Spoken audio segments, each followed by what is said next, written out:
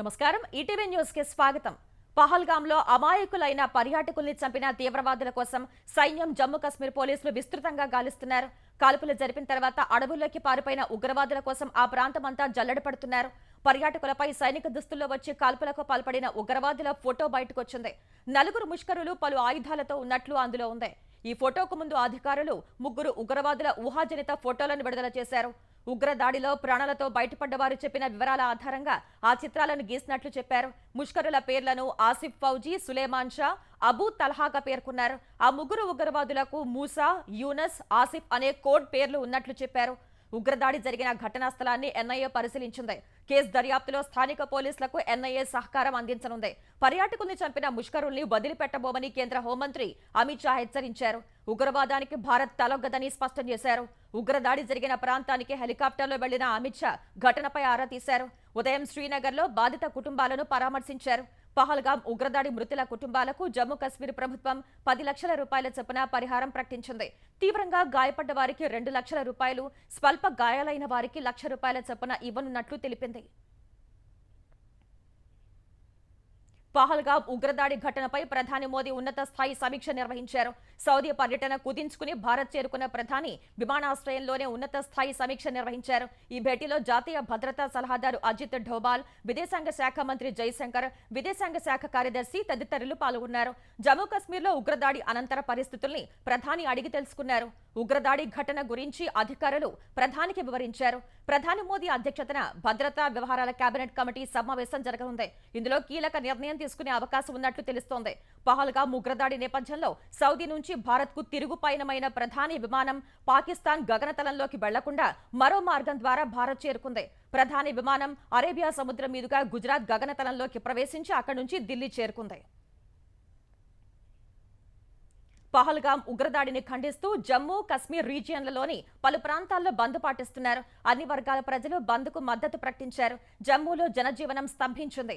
Jammu city, Reasi, Doda, Udhampur, Katra, Kathua, Poonch, Samba తదితర ప్రాంతాల్లో బంద్ ప్రభావం ఎక్కువగా ఉంది. దుకాణాలు, వ్యాపార సంస్థలు, విద్యా సంస్థలు మూసివేశారు. ప్రజా రవాణా కూడా నిలిచిపోయింది.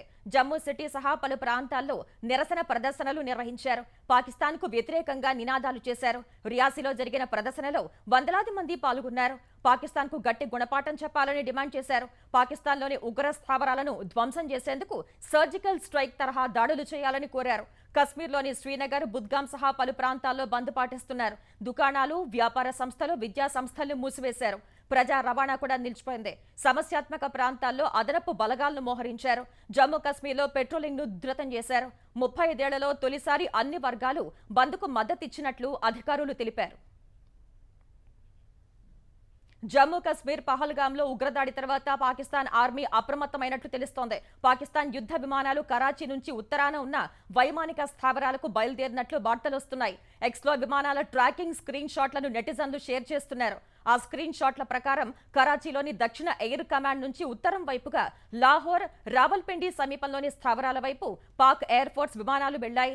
రావల్పిండిలో పాక్ కు అత్యంత కీలకమైన నూర్ ఖాన్ బేస్ ఉంది. ఇది భారత్ సరిహద్దుకు సమీపంలో ఉన్న స్థావరం.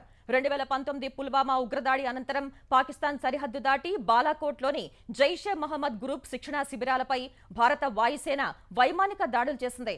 ఈ నేపథ్యంలో మరోసారి తమ భూభాగంలోని ఉగ్ర శిబిరాలపై భారత్ సర్జికల్ స్ట్రైక్స్ చేస్తుంది అన్న అనుమానంతో పాకిస్తాన్ అప్రమత్తమవుతున్నట్లు తెలుస్తోంది. పహల్గాం ఉగ్రదాడితో తమకు సంబంధం లేదని పాక్ రక్షణ మంత్రి ఖవాజా ఆసిఫ్ ప్రకటన విడుదల చేశారు. ఉగ్రదాడిలో ప్రాణ నష్టం పట్ల ఆయన ఆందోళన వ్యక్తం చేశారు. పహల్గాం ఉగ్రదాడి నేపథ్యంలో రేపు కాంగ్రెస్ అత్యున్నత నిర్ణాయక మండలి సిడబ్ల్యూసి అత్యవసర సమావేశం జరగనుంది.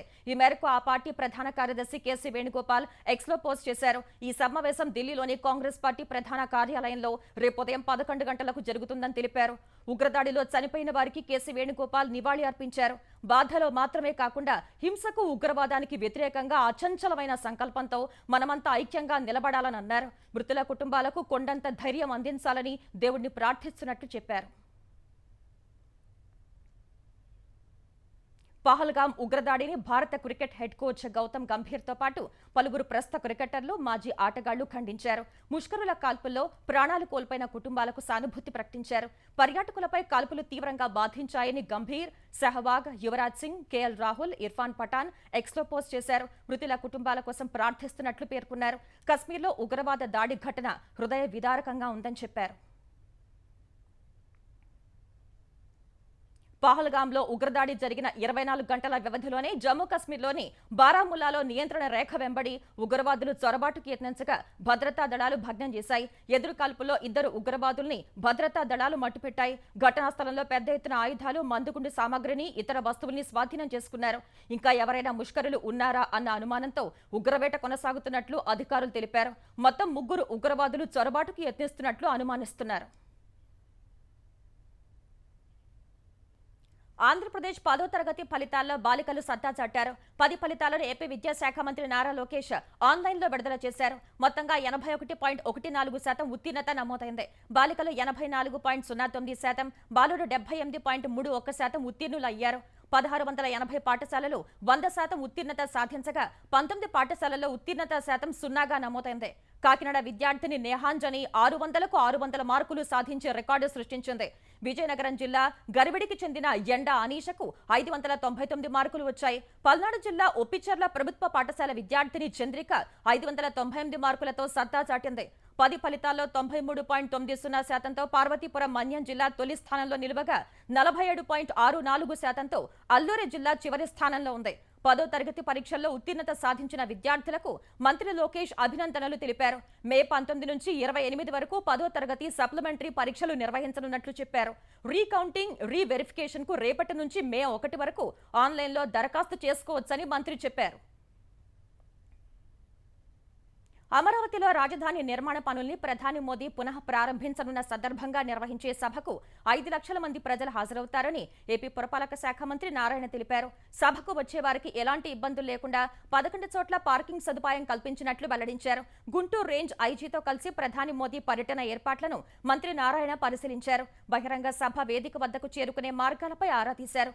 భద్రత పరంగానూ అన్ని జాగ్రత్తలు తీసుకుంటున్నామని మంత్రి వివరించారు. మే 2న ప్రధాని అమరావతి చేరుకోగానే రోడ్ షో నిర్వహిస్తారని నారాయణ చెప్పారు. ప్రకాశం జిల్లా ఒంగోలులో నిన్న హత్యకు గురైన నాగులుప్పలపాడు మాజీ ఎంపీపీ, టీడీపీ నాయకుడు ముప్పవరపు వీరయ్య చౌదరి భౌతిక కాయానికి ముఖ్యమంత్రి చంద్రబాబు నివాళులర్పించారు. ప్రకాశం జిల్లా నాగులుప్పలపాడు మండలం అమ్మనబురోలు చేరుకున్న చంద్రబాబు వీరయ్య చౌదరి కుటుంబ సభ్యుల్ని పరామర్శించారు. అండగా ఉంటామని భరోసా ఇచ్చారు. మరోవైపు వీరయ్య చౌదరి హత్య వెనుక రాజకీయ కోణం ఉందనే అనుమానాలు వ్యక్తమవుతున్నాయి. నాగులుప్పలపాడు మండల వైసీపీ నాయకుడి పాత్రపై సందేహాలు వ్యక్తమవుతున్నాయి. ప్రస్తుతం ఆయన పరారీలో ఉన్నారు. వైసీపీ హయాంలో అతను సాగించిన రేషన్ బియ్యం దందాకు వీరయ్య చౌదరి అడ్డుకట్ట వేశారు. సదరు వైసీపీ నాయకుడు టీడీపీలోకి వచ్చేందుకు చేసిన ప్రయత్నాలను కూడా వీరయ్య చౌదరి అడ్డుకున్నారు. ఈ క్రమంలోనే హత్య చేసి ఉండవచ్చని భావిస్తున్నారు. వీరయ్య చౌదరి హత్య కేసు నిందితుల కోసం 12 బృందాలతో పోలీసులు గాలిస్తున్నారు. బీఆర్ఎస్ రజతోత్సవ సభ ప్రజల్ని రెచ్చగొట్టడానికో, ప్రభుత్వంపై వ్యతిరేకత పెంచడానికో కాదని ఆ పార్టీ కార్యనిర్వాహక అధ్యక్షుడు కేటీఆర్ అన్నారు. 25 వసంతాలు పూర్తి చేసుకున్నందున జరుపుకునే వేడుక మాత్రమేనని స్పష్టం చేశారు. హన్మకొండ జిల్లా ఎల్కతుర్తిలో పర్యటించిన ఆయన బీఆర్ఎస్ రజతోత్సవ సభాస్థలి వద్ద ఏర్పాట్లను పరిశీలించారు. జిల్లా యంత్రాంగం సభ ఏర్పాట్లకు సహకరిస్తున్నట్లు చెప్పారు. స్వాతంత్ర్యం వచ్చిన తర్వాత ఏర్పాటైన పార్టీల్లో టీడీపీ, బీఆర్ఎస్ మాత్రమే 25 ఏళ్లు పూర్తి చేసుకున్నాయని వ్యాఖ్యానించారు. గతంలో ఉద్యమ పార్టీగా, ప్రతిపక్షంగా ప్రభుత్వంలో ఎక్కడ ఉన్నా తెలంగాణ కీర్తిని హిమాలయాల స్థాయికి తీసుకువెళ్లిన ఘనత కేసీఆర్దని కేటీఆర్ అన్నారు. తెలంగాణలో 3 రోజుల పాటు ఉష్ణోగ్రతలు అధికంగా నమోదవుతాయని హైదరాబాద్ వాతావరణ కేంద్రం ప్రకటించింది. నేడు రేపు ఉమ్మడి ఆదిలాబాద్, కరీంనగర్, నిజామాబాద్ జిల్లాలకు రెడ్ అలర్ట్ జారీ చేసింది. సంగారెడ్డి, వికారాబాద్, హైదరాబాద్, రంగారెడ్డి, యాదాద్రి, భువనగిరి మినహా మిగిలిన జిల్లాలకు ఆరెంజ్ హెచ్చరికలు జారీ చేసింది. రేపు జయశంకర్, భూపాలపల్లి, ములుగు జిల్లాలకు రెడ్ అలర్ట్ జారీ చేసినట్లు వాతావరణ కేంద్రం ఓ ప్రకటనలో తెలిపింది. ఉత్తర తెలంగాణ జిల్లాల్లో 3 రోజుల పాటు వడగాలులతో పాటు ఉక్కపోత ఉంటుందని పేర్కొంది. రాత్రిపూట వేడి వాతావరణ పరిస్థితులు ఏర్పడే అవకాశం ఉందని వెల్లడించింది. ఉపరితల చక్రవాత ఆవర్తనం ప్రభావంతో ఎల్లుండి పలు జిల్లాల్లో అక్కడక్కడ తేలికపాటి నుంచి మోస్తరు వర్షాలు కురిసే అవకాశం ఉందని హైదరాబాద్ వాతావరణ కేంద్రం వెల్లడించింది. ఖరీఫ్ నాటికి ఉత్తరాంధ్రకు నీరు అందించడమే లక్ష్యంగా పోలవరం ఎడమ ప్రధాన కాలువ పనులు శరవేగంగా సాగుతున్నట్లు ఆంధ్రప్రదేశ్ జలవనరుల శాఖ మంత్రి నిమ్మల రామానాయుడు వెల్లడించారు. 8 ప్యాకేజీల కింద పెండింగ్ పనులు పూర్తి చేస్తామని ఆయన తెలిపారు. అనవరం వద్ద పోలవరం ఎడమ ప్రధాన కాలువ, పంపా రిజర్వాయర్ అక్విడక్ట్ పనుల్ని నిమ్మల పరిశీలించారు. పనుల ఆలస్యంపై నిర్మాణ సంస్థ ప్రతినిధుల వద్ద అసంతృప్తి వ్యక్తం చేసిన మంత్రి వేగంగా వంతెన పనులు చేయాలని జలవనరుల శాఖ అధికారులను ఆదేశించారు. గోదావరి పుష్కరాల నాటికి పోలవరం ప్రాజెక్టును పూర్తి చేస్తామని నిమ్మల స్పష్టం చేశారు. ముంబై నటిపై తప్పుడు కేసు పెట్టిన వ్యవహారంలో ఐపీఎస్ అధికారి పీఎస్ఆర్ ఆంజనేయులకు విజయవాడ సిఐడి కోర్టు 14 రోజుల రిమాండ్ విధించింది. మే 7 వరకు రిమాండ్ విధించడంతో ఆంజనేయుల్ని విజయవాడ జిల్లా జైలుకు తరలించారు. తనపై అక్రమంగా ఫోర్జరీ కేసు బనాయించి ఐపీఎస్ అధికారులు వేధించారంటూ ముంబై నటి ఇచ్చిన ఫిర్యాదు మేరకు తొలుత ఇబ్రహీంపట్నం పోలీసులు కేసు నమోదు చేశారు. అనంతరం కేసును సిఐడికి బదిలీ చేశారు. ఈ కేసులో A2గా పీఎస్ఆర్ ఆంజనేయులు ఉన్నారు. నిన్న హైదరాబాద్ లో పీఎస్ఆర్ ఆంజనేయులు అరెస్ట్ చేసిన సిఐడి పోలీసులు తర్వాత విజయవాడ తరలించారు. మంగళవారం మధ్యాహ్నం 1:30 నుంచి రాత్రి 8 గంటల వరకు కర్నూలు డీఐజీ కోయ ప్రవీణ్, సిఐడి ఎస్పీ చక్రవర్తి విచారించారు. రాత్రి సిఐడి కార్యాలయంలోనే ఉంచి ఇవాళ వైద్య పరీక్షల అనంతరం సిఐడి కోర్టులో హాజరుపరిచారు. ముంబై నటిపై కేసు నమోదు చేయాలని పీఎస్ఆర్ చెప్పినట్లు డీసీపీ విశాల్ గున్ని వాంగ్మూలం ఇచ్చారని కోర్టు దృష్టికి తీసుకొచ్చారు. నటిపై తప్పుడు కేసు బనాయించి 42 రోజులు జైల్లో అక్రమంగా ఉంచారని ప్రభుత్వ న్యాయవాదులు వాదించారు. ఆంజనేయులు ఉన్నత స్థాయి అధికారి అయినందున సాక్ష్యాలను తారుమారు చేసే అవకాశం ఉందన్నారు. ఆయనకు రిమాండ్ విధించాలని కోరారు. తాను ఎక్కడికి పారిపోవట్లేదని పీఎస్ఆర్ తెలిపారు. ముంబై నటి కేసుకు తనకు సంబంధం లేదని వాదించారు. ఇరువైపులా వాదనలు విన్న న్యాయాధికారి 14 రోజుల రిమాండ్ విధించారు.